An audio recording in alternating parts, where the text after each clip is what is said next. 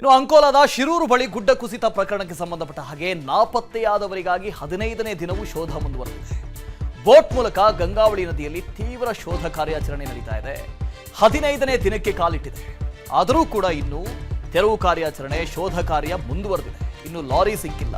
ಜೊತೆಗೆ 3 ಮೃತದೇಹಗಳು ಇದ್ದಾವೆ ಅಂತ ಹೇಳಲಾಗ್ತಾ ಇದೆ. ಆ 3 ಮೃತದೇಹಗಳು ಸಿಕ್ಕಿಲ್ಲ. ಗಂಗಾವಳಿ ನದಿಯಲ್ಲಿ ಮತ್ತೆ ಶೋಧ ಕಾರ್ಯ ಮುಂದುವರೆದಿದೆ. ನದಿಯಲ್ಲಿ ಬಾರ್ಜ್ ಮೌಂಟೆಡ್ ಬ್ರಿಡ್ಜಿಂಗ್ ಅನ್ನು ಬಳಸಿಕೊಂಡು ಶೋಧ ಮಾಡೋದಕ್ಕೆ ಈಗ ಪ್ಲಾನ್ ಆಗಿದೆಯಂತೆ. ಲಿಖಿತ ವರದಿ ಕೋರಿದಂತಹ ಉತ್ತರ ಕನ್ನಡ ಜಿಲ್ಲಾಡಳಿತ ತ್ರಿಶೂರ್ನ ತಾಂತ್ರಿಕ ತಜ್ಞರಿಂದ ವರದಿಗಾಗಿ ಮನವಿ ಬಂದಿದೆ.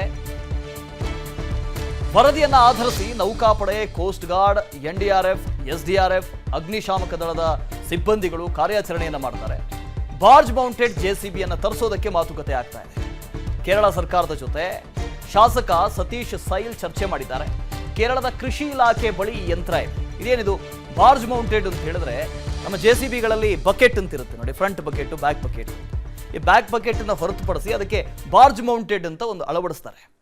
ಅದು ಈ ಕೊಕ್ಕೆ ರೀತಿಯಲ್ಲಿರುತ್ತೆ. ನದಿಯ ಆಳದಲ್ಲಿ ಕಸ ಅಥವಾ ದೊಡ್ಡ ದೊಡ್ಡ ಮರದ ದಿಮ್ಮಿಗಳು, ದೊಡ್ಡ ದೊಡ್ಡ ಕಲ್ಲುಗಳು ಇರೋದ್ರಿಂದಾಗಿ ನೀವು ಈ ಕಡೆಯಿಂದ ಗಮನಿಸ್ತಾ ಇದ್ದೀರಿ, ಇದೆ ಬಾರ್ಜ್ ಮೌಂಟೆಡ್. ಅದನ್ನು ತರಿಸೋದಕ್ಕೆ ಪ್ಲಾನ್ ಆಗ್ತಾ ಇದೆ. ಅಂದರೆ ಗಂಗಾವಳಿ ನದಿಗೆ ಈಗಾಗಲೇ ಒಂದು 20 ರಿಂದ 25 ಅಡಿಯಷ್ಟು ಮಣ್ಣು ಕುಸಿದು ಬಿದ್ದಿದೆ. ಆ ಮಣ್ಣಿನ ಆಳದಲ್ಲಿ ಕಲ್ಲುಗಳಿದ್ದಾವೆ, ಜೊತೆಗೆ ದೊಡ್ಡ ದೊಡ್ಡ ಮರದ ದಿಮ್ಮಿಗಳಿದ್ದಾವೆ. ಹಾಗಾಗಿ ಶೋಧ ಕಾರ್ಯಾಚರಣೆ ಮಾಡೋದಕ್ಕೆ ಕಷ್ಟ ಆಗ್ತಾ ಇದೆ. ಈ ಹಿನ್ನೆಲೆ ಆ ನೀರಿನಲ್ಲಿ ಫ್ಲೋಟ್ ಆಗೋವಂಥ JCBಗಳು ಬಾರ್ಜ್ ಮೌಂಟೆಡ್ ಅಂತ ನೋಡಿ, ಅಲ್ಲಿ ಗಮನಿಸ್ತಾ ಇದ್ದೀರಿ ಆ ಫೋಟೋವನ್ನು. ಈ ಯಂತ್ರವನ್ನು ತರಿಸೋದಕ್ಕೆ ಪ್ಲಾನ್ ಆಗ್ತಾ ಇದೆ. ಸೊ ಒಂದು ವೇಳೆ ಈ ಯಂತ್ರವನ್ನು ತರಿಸಿದ್ರೆ ಆ ನದಿಯ ಆಳದಲ್ಲಿರುವಂಥ ಮರದ ದಿಮ್ಮಿಗಳನ್ನು, ಜೊತೆಗೆ ಲಾರಿಯನ್ನು ಸಿಕ್ಕಾಕೊಂಡಿದೆ, ಆ ಲಾರಿಯನ್ನು, ಜೊತೆಗೆ ಈ ದೊಡ್ಡ ದೊಡ್ಡ ಗಾತ್ರದ ಕಲ್ಲುಗಳಿದ್ರೆ ಆ ಕಲ್ಲುಗಳನ್ನು ಕೂಡ ತೆಗೆಯೋದಕ್ಕೆ ಸಹಾಯಕ ಆಗುತ್ತೆ.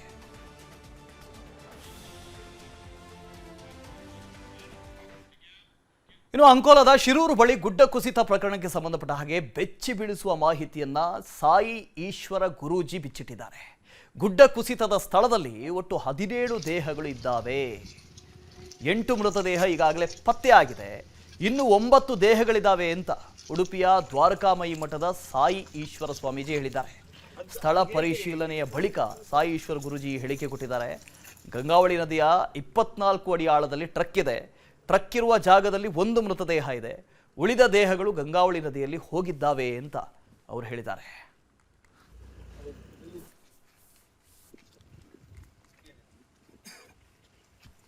ಈಗಾಗಲೇ ನಾವು ಸ್ಕ್ಯಾನರ್ ಮುಖಾಂತರ ನೋಡಿದ್ವಿ ಎಲ್ಲಿಂದ ಪ್ರಾರಂಭವಾಗಿದೆ, ಕುಸಿತ ಎಲ್ಲಿಂದ ಪ್ರಾರಂಭವಾಗಿದೆ ಮತ್ತು ಅದು ಯಾವ ದಿಕ್ಕಿಗೆ ಹೋಗಿದೆ, ಎಲ್ಲಿಂದ ಅದು ಏನಿತ್ತು ಅಲ್ಲಿಯ ವ್ಯವಸ್ಥೆಗಳನ್ನ ಎಲ್ಲವನ್ನ ಎಳೆದುಕೊಂಡು ಯಾವ ರೀತಿ ಹೋಗಿದೆ ಎಂಬುದನ್ನ ಈಗಾಗಲೇ ನಾವು ತಿಳಿಸಿದ್ವಿ. ಹಾಗೇನೆ ಯಾವ ದಿಕ್ಕಲ್ಲಿ ಒಂದು ಮೃತದೇಹ ಇದೆ ಸ್ಥಳೀಯರದು ಅಂತ ನೋಡಿದಾಗ ಆ ಗ್ಯಾಪ್ ಅಂದ್ರೆ ಈ ನೀರಿನ ಮಧ್ಯದ ಒಂದು 21, 22, 23 ಫೀಟ್ ತನಕ ನಮಗೆ ಅದು ಕಾಣ್ತಾ ಇದೆ. ಅಲ್ಲಿಂದು ದೇಹ ಇದೆ ಅಂತ ಕಾಣ್ತಾ ಇದೆ. ಅಲ್ಲಿಂದ ಟ್ಯಾಂಕರ್ ಇದು ನಮ್ದು ವಾಹನ ಲಾರಿ ಎಲ್ಲಿದೆ ಅಂತ ನೋಡಿದಾಗ ಆ ಗ್ಯಾಪ್ ಅಲ್ಲಿ ನಮ್ಗೆ ಅದನ್ನ ಕಾಣಿಸ್ತಾ ಇದೆ. ಅದರ ಜೊತೆಗೆ ಒಂದು 4 ದೇಹಗಳು ನೀರಲ್ಲಿ ಹುಚ್ಚುವುದಂತ ಲಕ್ಷಣ ಇದೆ ಎಂಬುದಾಗಿ ನಮ್ಗೆ ಇಲ್ಲಿ ಹೇಳ್ಬೋದು. ಅದು ಕೂಡ ಇಲ್ಲಿ ಆದಂತ ಘಟನೆ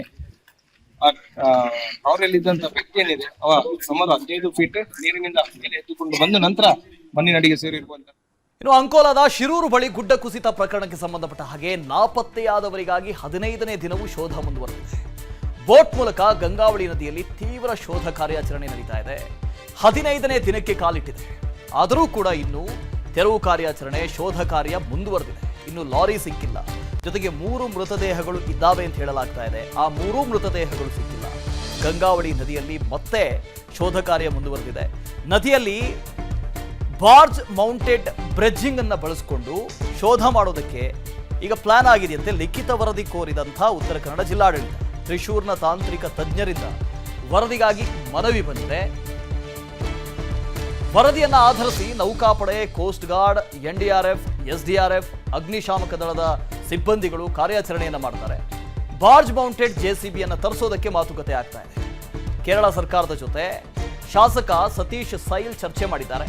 ಕೇರಳದ ಕೃಷಿ ಇಲಾಖೆ ಬಳಿ ಈ ಯಂತ್ರ ಇದೆ. ಇದೇನಿದು ಬಾರ್ಜ್ ಮೌಂಟೆಡ್ ಅಂತ ಹೇಳಿದ್ರೆ ನಮ್ಮ JCBಗಳಲ್ಲಿ ಬಕೆಟ್ ಅಂತ ಇರುತ್ತೆ ನೋಡಿ, ಫ್ರಂಟ್ ಬಕೆಟ್, ಬ್ಯಾಕ್ ಬಕೆಟ್. ಈ ಬ್ಯಾಕ್ ಬಕೆಟ್ ಅನ್ನು ಹೊರತುಪಡಿಸಿ ಅದಕ್ಕೆ ಬಾರ್ಜ್ ಮೌಂಟೆಡ್ ಅಂತ ಒಂದು ಅಳವಡಿಸ್ತಾರೆ. ಅದು ಈ ಕೊಕ್ಕೆ ರೀತಿಯಲ್ಲಿರುತ್ತೆ. ನದಿಯ ಆಳದಲ್ಲಿ ಕಸ ಅಥವಾ ದೊಡ್ಡ ದೊಡ್ಡ ಮರದ ದಿಮ್ಮಿಗಳು, ದೊಡ್ಡ ದೊಡ್ಡ ಕಲ್ಲುಗಳು ಇರೋದ್ರಿಂದಾಗಿ ನೀವು ಈ ಕಡೆಯಿಂದ ಗಮನಿಸ್ತಾ ಇದ್ದೀರಿ, ಇದೆ ಬಾರ್ಜ್ ಮೌಂಟೆಡ್. ಅದನ್ನು ತರಿಸೋದಕ್ಕೆ ಪ್ಲಾನ್ ಆಗ್ತಾ ಇದೆ. ಅಂದರೆ ಗಂಗಾವಳಿ ನದಿಗೆ ಈಗಾಗಲೇ ಒಂದು 20 ರಿಂದ 25 ಅಡಿಯಷ್ಟು ಮಣ್ಣು ಕುಸಿದು ಬಿದ್ದಿದೆ. ಆ ಮಣ್ಣಿನ ಆಳದಲ್ಲಿ ಕಲ್ಲುಗಳಿದ್ದಾವೆ, ಜೊತೆಗೆ ದೊಡ್ಡ ದೊಡ್ಡ ಮರದ ದಿಮ್ಮಿಗಳಿದ್ದಾವೆ. ಹಾಗಾಗಿ ಶೋಧ ಕಾರ್ಯಾಚರಣೆ ಮಾಡೋದಕ್ಕೆ ಕಷ್ಟ ಆಗ್ತಾ ಇದೆ. ಈ ಹಿನ್ನೆಲೆ ಆ ನೀರಿನಲ್ಲಿ ಫ್ಲೋಟ್ ಆಗೋವಂಥ JCBಗಳು, ಬಾರ್ಜ್ ಮೌಂಟೆಡ್ ಅಂತ ನೋಡಿ, ಅಲ್ಲಿ ಗಮನಿಸ್ತಾ ಇದ್ದೀವಿ ಆ ಫೋಟೋವನ್ನು. ಈ ಯಂತ್ರವನ್ನು ತರಿಸೋದಕ್ಕೆ ಪ್ಲಾನ್ ಆಗ್ತಾ ಇದೆ. ಸೊ ಒಂದು ವೇಳೆ ಈ ಯಂತ್ರವನ್ನು ತರಿಸಿದ್ರೆ ಆ ನದಿಯ ಆಳದಲ್ಲಿರುವಂಥ ಮರದ ದಿಮ್ಮಿಗಳನ್ನು, ಜೊತೆಗೆ ಲಾರಿಯನ್ನು ಸಿಕ್ಕಾಕೊಂಡಿದೆ ಆ ಲಾರಿಯನ್ನು, ಜೊತೆಗೆ ಈ ದೊಡ್ಡ ದೊಡ್ಡ ಗಾತ್ರದ ಕಲ್ಲುಗಳಿದ್ರೆ ಆ ಕಲ್ಲುಗಳನ್ನು ಕೂಡ ತೆಗೆಯೋದಕ್ಕೆ ಸಹಾಯಕ ಆಗುತ್ತೆ.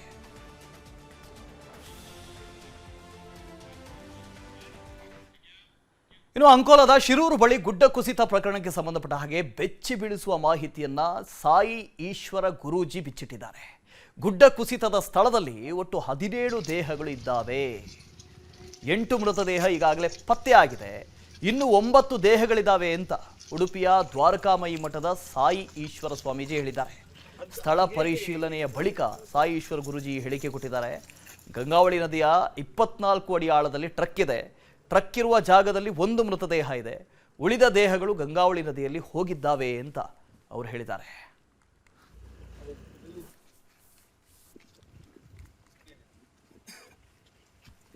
ಈಗಾಗಲೇ ನಾವು ಬ್ಯಾನರ್ ಮುಖಾಂತರ ನಡೆದಿವೆ. ಎಲ್ಲಿಂದ ಪ್ರಾರಂಭವಾಗಿದೆ ಕುಸಿತ, ಎಲ್ಲಿಂದ ಪ್ರಾರಂಭವಾಗಿದೆ ಮತ್ತು ಅದು ಯಾವ ದಿಕ್ಕಿಗೆ ಹೋಗಿದೆ, ಎಲ್ಲಿಂದ ಅದು ಏನಿತ್ತು ಅಲ್ಲಿ ವ್ಯವಸ್ಥೆಗಳನ್ನ ಎಲ್ಲವನ್ನ ಎಳೆದುಕೊಂಡು ಯಾವ ರೀತಿ ಹೋಗಿದೆ ಎಂಬುದನ್ನ ಈಗಾಗಲೇ ನಾವು ತಿಳಿಸಿದ್ದೇವೆ. ಹಾಗೇನೆ ಯಾವ ದಿಕ್ಕಲ್ಲಿ ಒಂದು ಮೃತದೇಹ ಇದೆ ಸ್ಥಳೀಯರದು ಅಂತ ನೋಡಿದಾಗ ಆ ಗ್ಯಾಪ್ ಅಂದ್ರೆ ಈ ನೀರಿನ ಮಧ್ಯದ ಒಂದು 21, 22, 23 ಫೀಟ್ ತನಕ ನಮಗೆ ಅದು ಕಾಣ್ತಾ ಇದೆ. ಅಲ್ಲಿಂದು ದೇಹ ಇದೆ ಅಂತ ಕಾಣ್ತಾ ಇದೆ. ಅಲ್ಲಿಂದ ಟ್ಯಾಂಕರ್ ಇದು ನಮ್ದು ವಾಹನ ಲಾರಿ ಎಲ್ಲಿದೆ ಅಂತ ನೋಡಿದಾಗ ಆ ಗ್ಯಾಪ್ ಅಲ್ಲಿ ನಮ್ಗೆ ಅದನ್ನ ಕಾಣಿಸ್ತಾ ಇದೆ. ಅದರ ಜೊತೆಗೆ ಒಂದು 4 ದೇಹಗಳು ನೀರಲ್ಲಿ ಹುಚ್ಚುವುದಂತ ಲಕ್ಷಣ ಇದೆ ಅಂತ ನಮ್ಗೆ ಇಲ್ಲಿ ಹೇಳ್ಬೋದು. ಅದು ಕೂಡ ಇಲ್ಲಿ ಆದಂತ ಘಟನೆ ಅವರಲ್ಲಿದ್ದಂತ ವ್ಯಕ್ತಿ ಏನಿದೆ ಅವ ಸುಮಾರು 15 ಫೀಟ್ ನೀರಿನಿಂದ ಮೇಲೆ ಎತ್ತುಕೊಂಡು ಬಂದ ನಂತರ ಮಣ್ಣಿನಡಿಗೆ ಸೇರಿರುವಂತ. ಅನುಕ್ಷಣದ ಸುದ್ದಿಗಳಿಗಾಗಿ ವಿಸ್ತಾರ ನ್ಯೂಸ್ ಯೂಟ್ಯೂಬ್ ಚಾನೆಲ್ ಸಬ್ಸ್ಕ್ರೈಬ್ ಮಾಡಿ. ಹೊಸ ಸುದ್ದಿಗಳ ನೋಟಿಫಿಕೇಶನ್ಗಾಗಿ ಬೆಲ್ ಐಕಾನ್ ಕ್ಲಿಕ್ ಮಾಡಿ. ಲೇಟೆಸ್ಟ್ ಅಪ್ಡೇಟ್ಸ್ಗಾಗಿ www.vistaranews.com ವೆಬ್ಸೈಟ್ಗೆ ವಿಸಿಟ್ ಮಾಡಿ. ಅಂಗೈಯಲ್ಲೇ ಜಗತ್ತಿನ ಸುದ್ದಿ ತಿಳಿಯಲು ವಿಸ್ತಾರ ನ್ಯೂಸ್ ಕನ್ನಡ ಆಪ್ ಡೌನ್ಲೋಡ್ ಮಾಡಿ.